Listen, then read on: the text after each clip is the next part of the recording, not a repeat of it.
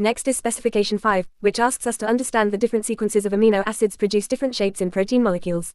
This means that the order in which amino acids are joined together is very important. Each protein is made from a specific sequence of amino acids, and this sequence causes the protein to fold into a particular shape.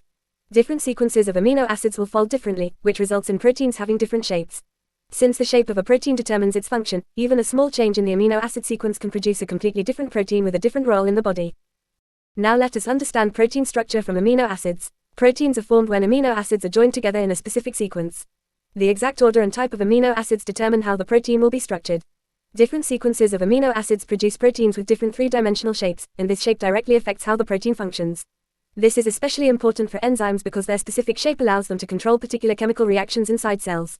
Since the structure of a protein determines its function, any change in the sequence of amino acids can lead to changes in cell activity. These changes at the cellular level can eventually lead to differences in the characteristics and traits of organisms. So, variations in amino acid sequences lead to changes in protein structure, which affect cell functions and ultimately result in variation among organisms. So, amino acids are the basic building blocks of life. There are 20 different types of amino acids, and each one has its own unique chemical properties.